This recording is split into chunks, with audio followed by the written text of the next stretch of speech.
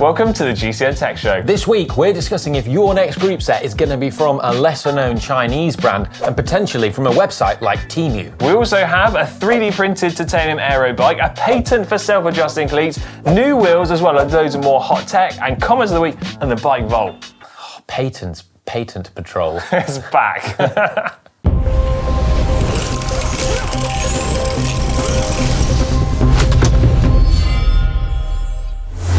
So this week, as mentioned, our main talking point is about the lesser-known Chinese group sets and the potential of buying these things off marketplaces like Temu. So if you don't know what Temu is, it's essentially an online marketplace which links you to discounted brands primarily from China. You've got all sorts of things. You've got the good, the bad, the ugly. And in terms of cycling, well, if you were to search for group sets, it's kind of pretty hit and miss, the results that you get. You've got more sort of individual components and random gubbins with it rather than specific group set components. But it brings us onto the subject more broadly about those Chinese brands, doesn't it? Yeah, because it's just the rise and rise of them. So for those of you who are unfamiliar, we're talking about brands like Sensah, L-TWOO, Wheeltop, and also Microshift, although that has been around longer, since 1999. Yeah. Now, we've featured these group sets on the channel. We've gone through these components, and like many other also people in cycling media, we've bought these components to see what they're actually like. And well, to cut a long story short, the general consensus from not just us, but pretty much everyone who's tried them, is that they're remarkably good for the price. Yeah. And while they might not be as refined and as good as the best of the best components from the big three established brands, we're talking Campagnolo, Shimano, and SRAM. Yeah. They are pretty good. Yeah. Now you mentioned and they work. You mentioned about the price, and that is something that I think we should discuss because arguably that's one of the first deciding factors that helps people decide what they're going to go buy, right? Now, depending on which one of these brands and exact group sets that you're looking at, pretty much everything is well under the £1,000 mark. Even if you've got the best L-TWOO group set that they make with every little bits and bobs that you need, you're still looking at like £750, right? Move down to, say, something that's mechanical shifting, more of like a shifting group set rather than having the brakes and everything. They're well under like £500. And this is for stuff that is, say, wireless, electronic shifting. You've got materials like carbon fibre used throughout it and stuff. It seems kind of crazy. So the Chinese offerings have been getting better and better. And for me, this raises some important questions. Yeah. Firstly, right, how long is it until they make a group set, some, L-TWOO or Sensah, that is as good as Dura-Ace? Well, I mean, go on. Right, but then the other one is, do they even have to? Oh, I don't know. You really caught me on the second question. Well, I think their rate of progression is rapid, right? I feel like as if they've kind of like burst onto the scene with something that was initially like okay and acceptable, and then they refined it, and all of a sudden you've got all of the like well-known established brands here, and then they're kind of sitting not that far behind them, I'm going to say, in terms of performance. Admittedly, I can't sit here and say that I've used all of these different brands of group set, all the different versions and components, but I have been hands-on with a lot of them, and it does feel like you've got something that's fairly comparable. That's what I want to say. What was your second part of your question? Do they even have to make something that is as top-end as Dura-Ace or that's a Super Record or I think that's a far bigger, broader subject to discuss. Like, what are your thoughts on that? Like, do they have to get there? Well, right, hypothetical question time for you. Okay. You're in the market for a new bike. Yeah. For some reason, you've depleted your vast stores of Dura-Ace cranksets. Impossible, I've got too much. It's a hypothetical situation, Yeah. right? So you're buying a new bike. You've got the budget for Dura-Ace on your new bike, Di2. But do you instead save some money and buy a, as of yet, non-existent Chinese group set, which has 98% of the performance of the top-end Dura-Ace, but it's 75% of the price? Would you get it? Yeah, I think I would. If I had the money to get if I had the money, you get Dura-Ace or you get the Chinese? I think I would get the Chinese version. If you've got a product which is 98% as good, whatever you were saying, just as maybe from a lesser known brand, I think I would prioritise having a bit of extra cash left over and still having a product that is really good, rather than just spending all of my money to have essentially the logo that sort of feels like it matches up with what people perceive to be premium. I think that's what I would do. But, you know, if you were buying a luxury bike... Yeah, if you were buying like a bike, Colnago or Pinarello or something... I think that's different.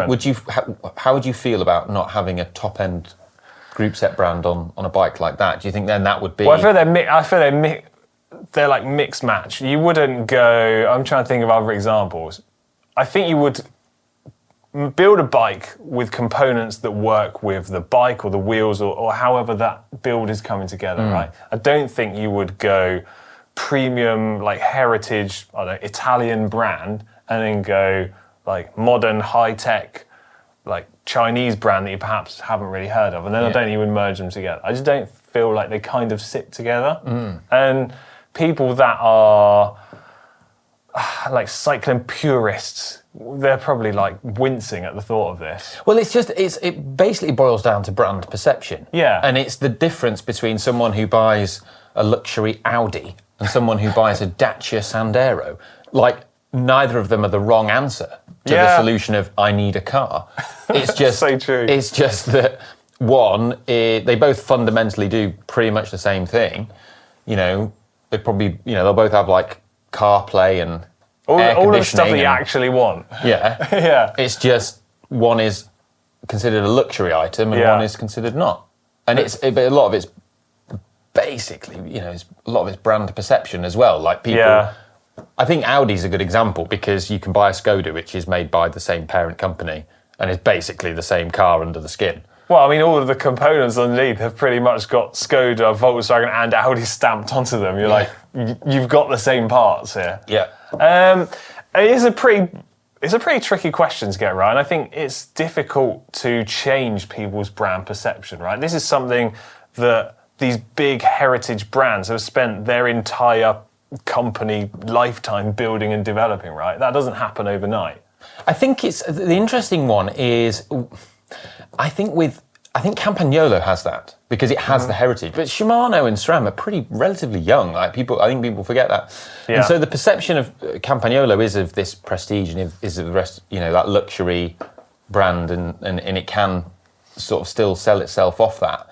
Whereas I think with Shimano, I mean, people might disagree and feel free to disagree in the comments, but I feel that it's more about performance. It's more about like, this is what the guys who win the Tour de France use. And so it's the best. Yeah. But does that mean then that if someone, one of these Chinese brands like L-TWOO were sponsoring a Tour de France team and they were having some success and they were winning some World Tour races, does that then mean that product will break through and that brand will break through? Is that all it's going to take? Well, I think it probably would. Which I don't want to say that is the right way of achieving it, but I think that would get people to be on board with it and put it into the forefront of your minds. I'm not saying this is how you should decide what products are good for you based off of whether someone has won the Tour de France using it. Well, we've basically seen that this year with Decathlon's Van Riesel bikes. Yeah, I mean they're hugely that's qualified. That's qualified them to the public. The fact that they're being used by a world tour team and they've won on them. Rightly or wrongly so, it still surprises me that as broadly speaking cycling enthusiasts, lots of people, and me to some extent, still deem that like pro performance to be making something acceptable and worthy for amateurs to use.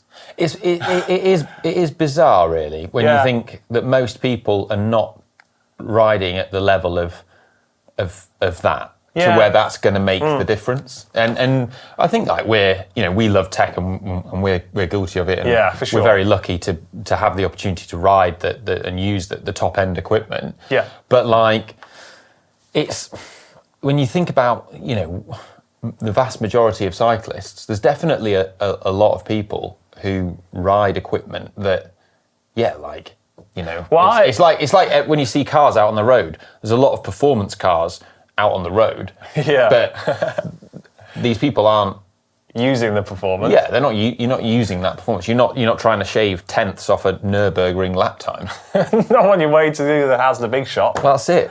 But that's how a lot of cars are sold.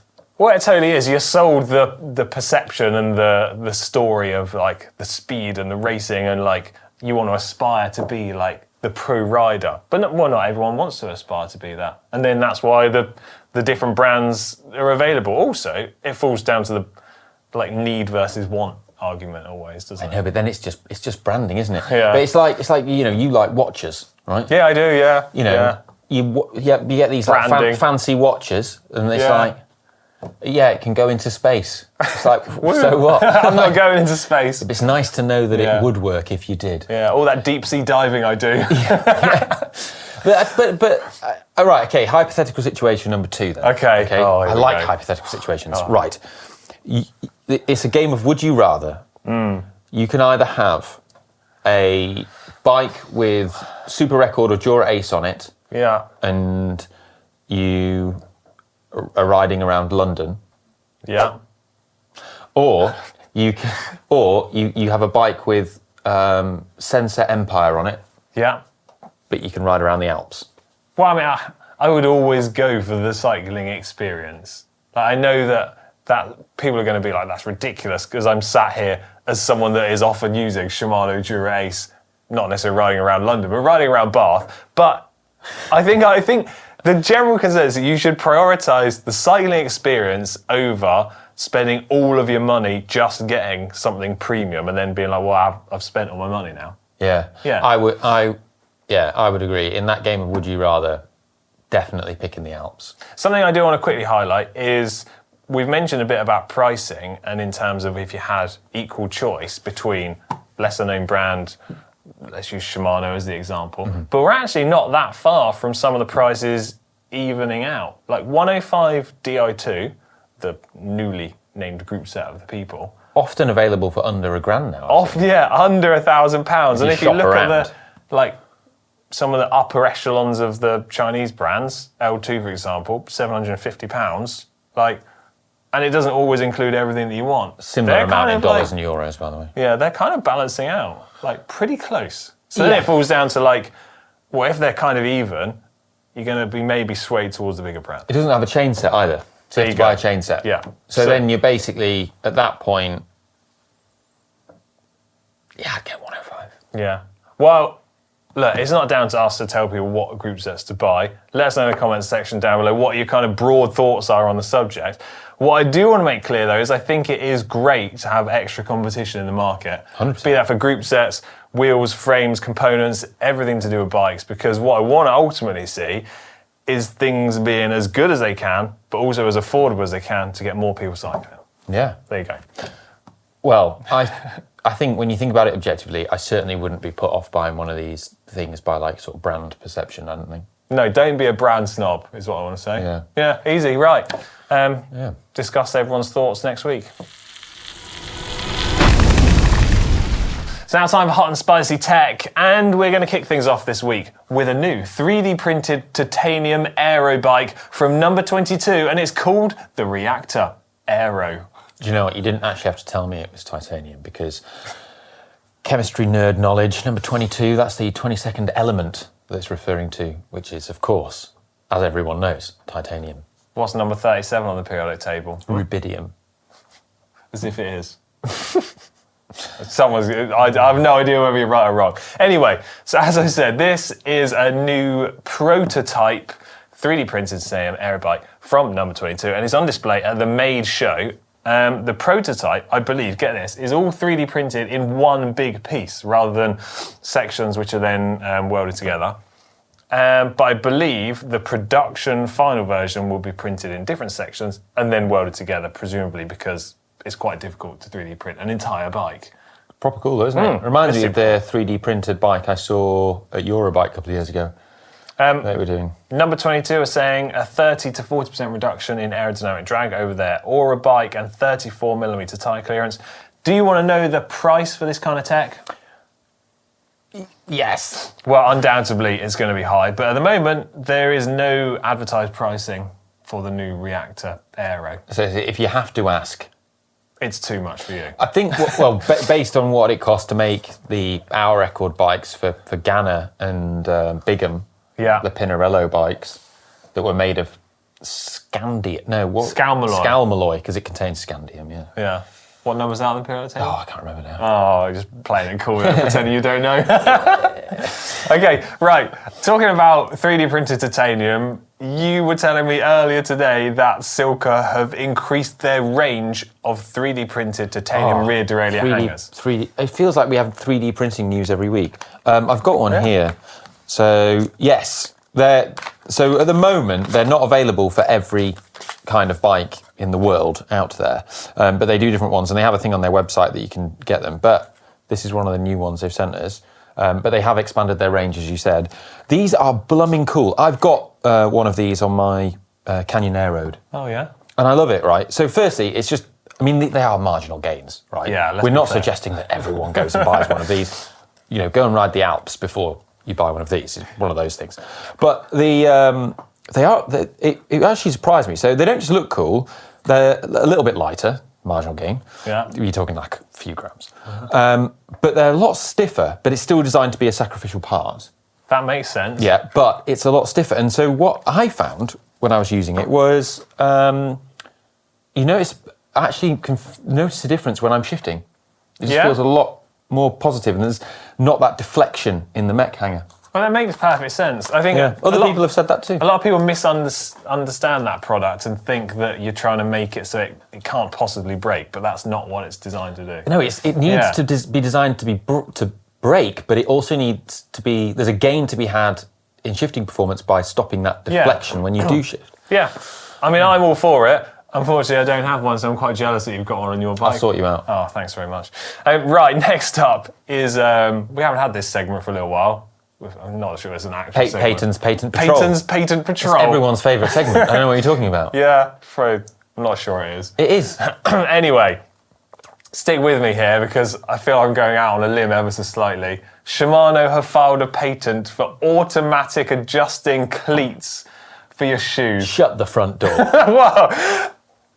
It's shut already. Don't you worry about that. Okay, so Shimano have been granted a US patent on a wireless electronic cleat system for cycling shoes, which allows you to adjust the forwards, backwards, left and right positioning based off of inputs from the rider and bike sensor. So in theory, it can automatically adjust and get your shoe position optimized depending on a vast array of things, such as the terrain that you're riding on, perhaps a GPS location, a power meter, your cadence. Shimano does have like a bike fitting thing. Mm-hmm. I mean, is this part of that? Is it for bike fitters? I don't know. I don't know that it is, and obviously I can't imagine people riding around with this on their shoes. No, I think potentially this is what it could be. Really? I mean, it's a patent, right? Information and details are pretty much thin on the ground here. Well, the other thing is, right, that this is, not everyone's aware of this, but one of the reasons why it's so hard for other groupset manufacturers is because Shimano's like this. Patent everything. Yeah. we just steamrolls in and just patents everything so people can't do things. Well, I'm not entirely sure that self-adjusting electronic cleats are the future. Maybe I'll be sat here in 2, 3, 4 years' time, proved completely wrong, and we'll all be walking around with self-adjusting. What are you going to do if you are proved wrong? What's the forfeit? Like what are you going to eat? You need some kind of like thing that we can hold you to. I'll just go the complete opposite of the new cleat system. I do a 100-mile bike ride barefoot. You'll do a 100-mile bike ride barefoot? Yeah, no one's going to remember that. On SPDs? Yeah, no one's going to remember that in 4 years' time if this ever happens. Okay, next up in Hot Tech, we've got some Topeak stuff which you're excited to tell me about, aren't we? Yes, right. So this is my favourite saddle pack in the whole world, right? We've shown it on the channel before. It's the Topeak Elementa gear bag, okay? And the reason why it's bloody great is because it's so minimal and small and like it's got waterproof zips on it and stuff. And the best thing though, it's got this like ratchet set built in to the bottom of it in a separate thing. So it's got all the different heads for everything. However, right, Topeak, and I didn't know they were going to do it. They've somehow got hold of my autograph. Yeah. And they've sent me one that's like a signed by me one. It's like my signature range. That's pretty cool. How many of these have they sent you? 2. Do you want one? I'm not sure I do want one with your name on it. So just to be clear, the Ollie Bridgewood signature range is a range of 2. Is not a thing.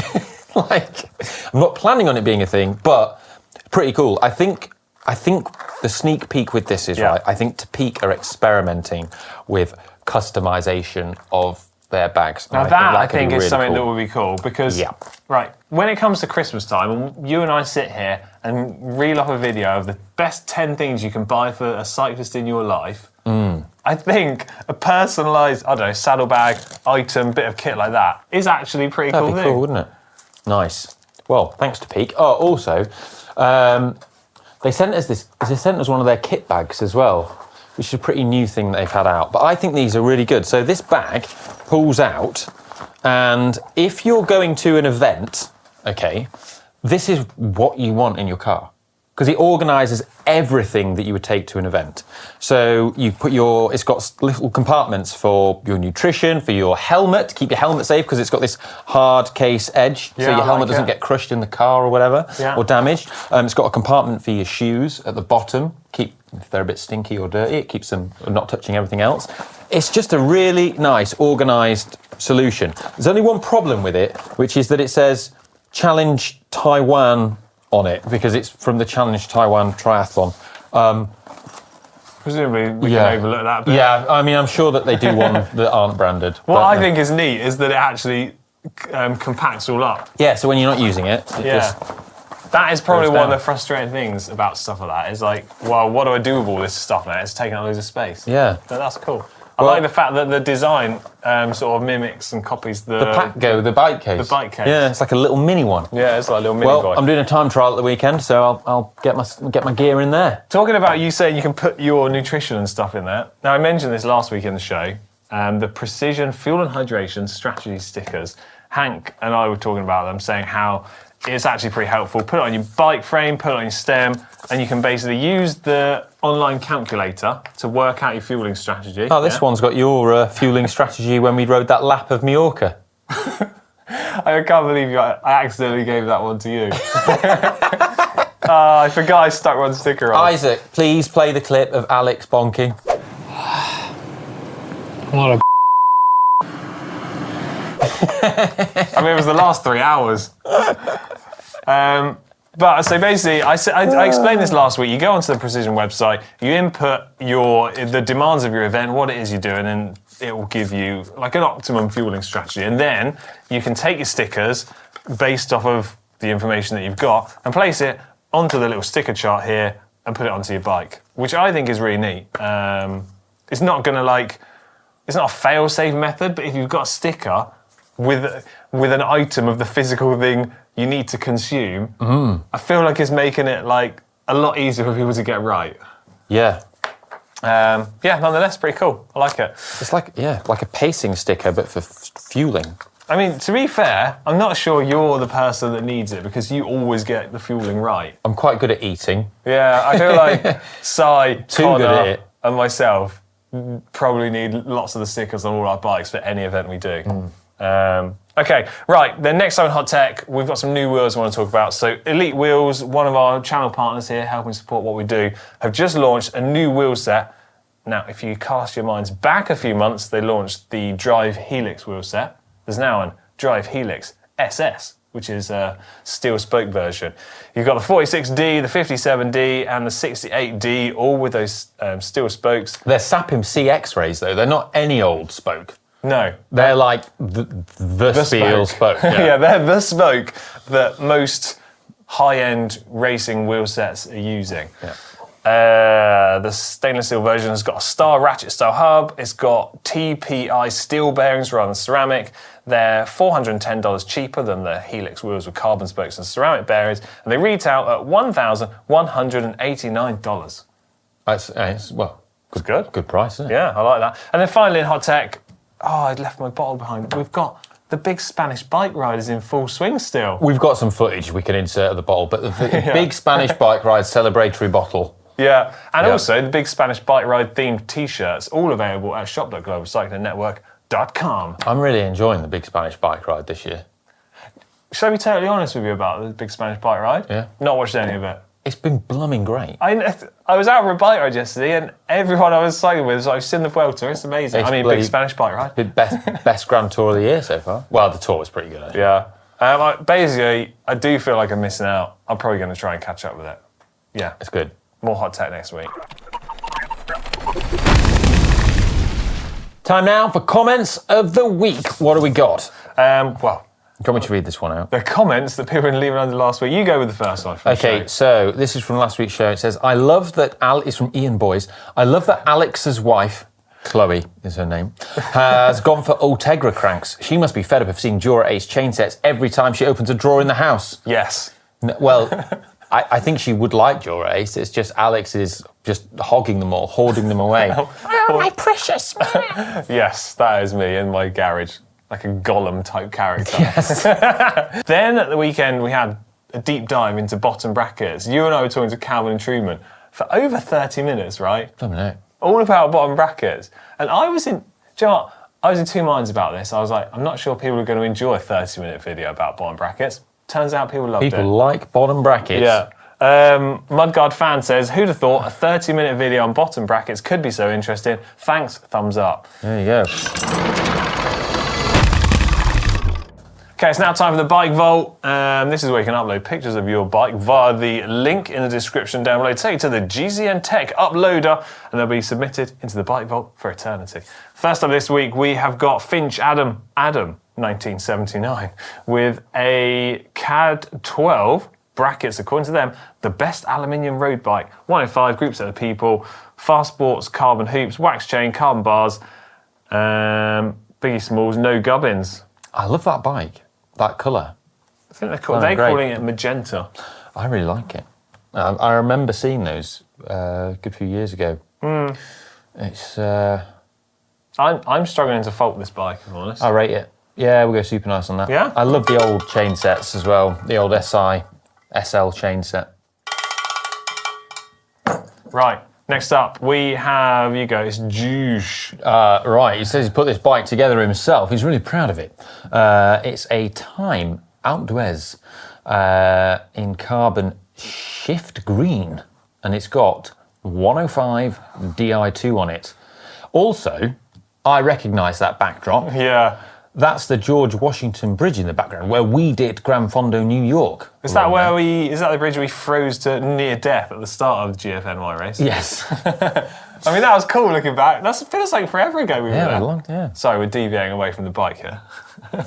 What do you make of that? It's less green than I anticipated.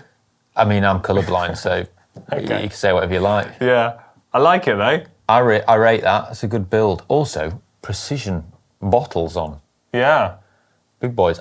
There's some gubbins on there. But I think we can let that slide. But it's tasteful gubbins. It's very neat and tidy. I like that. I like that frame pump as well. Frame pumps, let me throw out there, underrated. Yeah. Yeah. I'm gonna go super nice on that one. 100%, I love it. Yeah. What have we got next? Next up is Crimble with a bit of a muddy grassy bike as it was taken after doing some cyclocross training for the new season. This is their son's under 10 races bike. Look at the Garmin or GPS head unit on the top of the stem. Why is it so high up? That's the place where you can put them.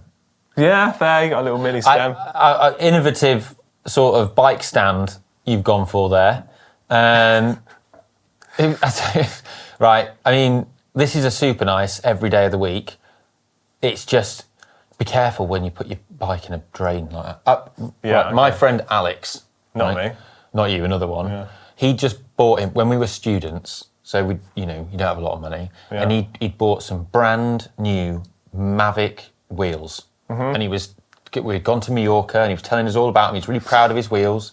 First ride, we rode down to the bottom of Sacalobra, and they've now filled these grates in, but there was, right at the bottom of Sacalobra, big drains like that. And he just got to the bottom of Sacalobra and he just went, all right, guys, like that, and then went like that. No way. He folded his front wheel in half.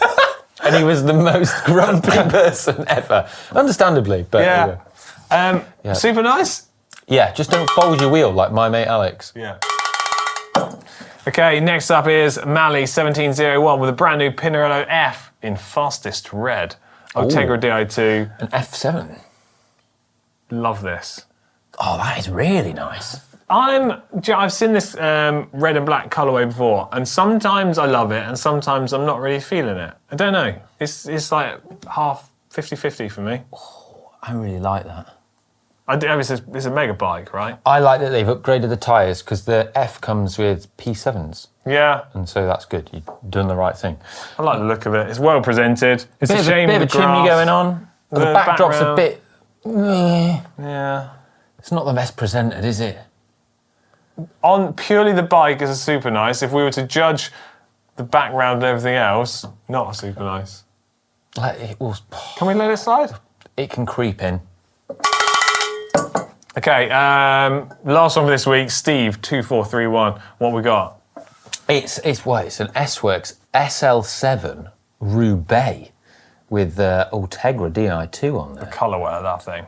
That is very nice paint job, isn't it? I do like those Roubaix. It feels like everyone gets a tarmac. You don't see many Roubaix these days. You see a lot more of them. Back in the day when they had desserts, that was a really popular Back in the day. Yeah. I like it. It's upsetting me that it's leaning against the wall, but that's not a problem. Whatever. It's lent against the wall in a responsible way. Okay. I'm that's doing it for me. I really like that. A clean sweep of super nices. Super nice. Right, that's it for this week's GCN Tech Show.